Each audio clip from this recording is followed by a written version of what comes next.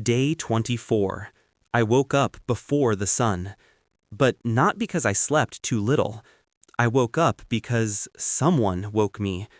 Not with noise, not with touch, with presence, as if the air had become narrower. The woman woke up at the same time, without me needing to call her. Her eyes were already open, fixed on the darkness of the container. The speaker slept heavily, exhausted from the previous day's ritual. But even in his sleep, he muttered things we couldn't understand. Only this time, his words weren't involuntary repetition. They were answers. The woman stood up slowly. "You felt it, didn't you?" I nodded. "He's close." She shook her head. "No."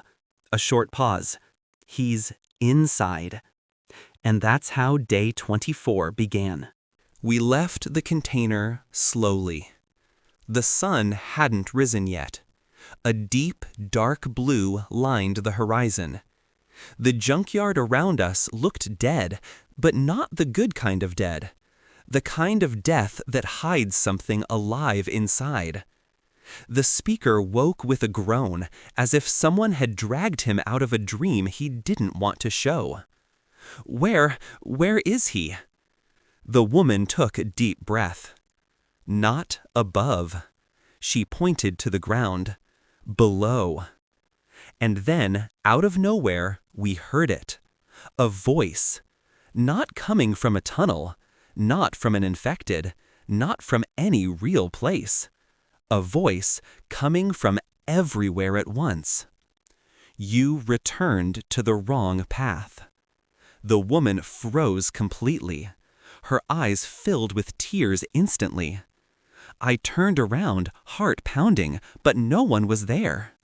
"Who said that?" I yelled. The answer came soft, with absurd calm. "The only person who should be hearing this is her." And then I understood. The voice wasn't for me. It wasn't for the speaker. It was for her. She raised her hand to her ear, as if answering an invisible call. "Why are you talking to me?" she whispered. The answer came as a strange warmth in the chest, not heard, felt. "Because you remember what he needs to be remembered." She closed her eyes. "I don't remember anything." "Then why did you come here?" She stayed silent. And that silence hurt more than any answer. The speaker grabbed her arm, desperate. "Don't answer. Don't fall into his rhythm." But it was too late. The caller had found the opening. His voice became clearer, more present. "You brought the right echo to the wrong place." "Who?" she asked. "The man who lost his name. And you gave a piece of it back." My skin went cold.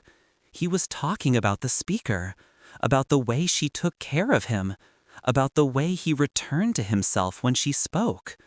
The caller didn't like that. The woman started breathing fast, as if being suffocated without hands.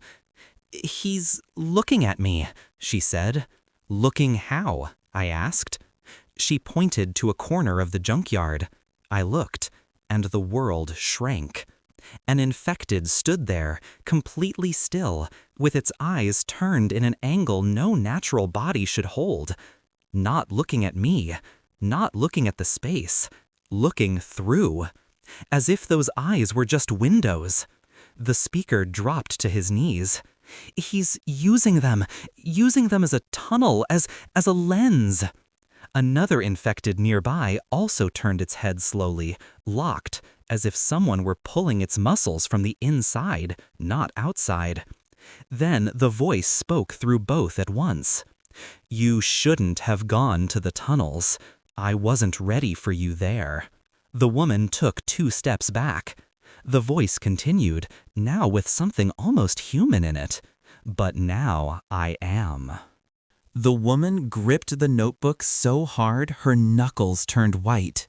"What do you want from me?" she whispered. The answer came far too calmly. I want you to remember why you came here. She trembled. I came because my husband. Your husband knew the path. You're the one who knows the reason. The voice deepened. The memory isn't his, it's yours. The speaker screamed, "Don't let him in!" But she closed her eyes for a second, and that was enough. The voice drew closer, not in the air, but in her chest. You saw me before. I was there when everything began, but you only remember half of it. I couldn't take it. What did she forget? I shouted. The voice answered, almost gentle, almost cruel. She forgot who called first. The woman staggered as if she'd been punched. The caller wasn't just the beginning, she murmured. He answered someone. My blood ran cold. He wasn't the first caller. He was the second, or a continuation of something. The woman fell to her knees, crying without tears, and the voice ended with a sentence that ripped the air around us. And you know who called him first. Suddenly, all the infected in the junkyard turned their heads in the same direction. They didn't look at us. They looked up, at the rusted metal roof, as if waiting for something that would descend. And the voice changed. It grew deeper, more physical. He's coming to see you. The woman gripped my arm hard. He's not coming. A pause. He's already here.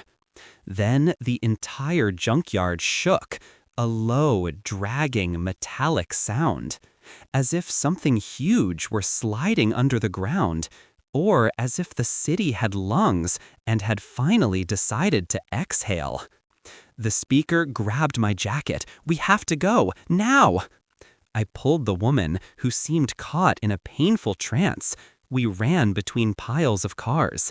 Each step made more infected turn their faces, not toward us, but toward something bigger, something behind it all, as if the caller were rearranging them around a single point. The woman.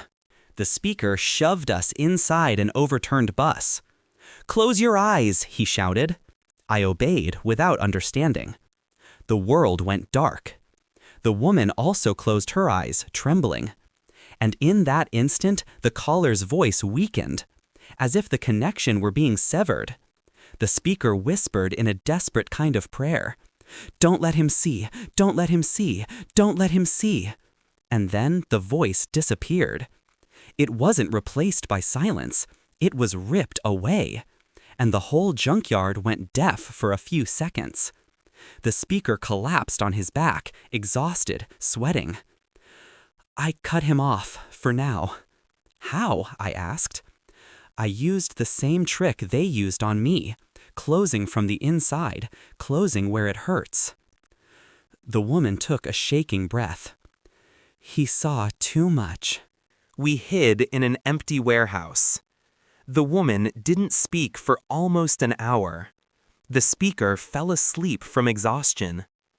And I wrote the log first because she couldn't. Day 24. He spoke to her, not with words, with memories she doesn't recognize, but he says are hers. He said she called someone first, and that she saw the caller before everything began, but forgot, or was made to forget. Then she took the notebook from my hand and wrote her part. I don't know what's worse, remembering something I don't want, or knowing he remembers it for me. She closed the notebook, rested her head against the wall, and murmured, "I'm not running from the infected." A pause. "I'm running from what I saw." I watched her, and I realized day 24 wasn't the day the caller spoke. It was the day he recognized her.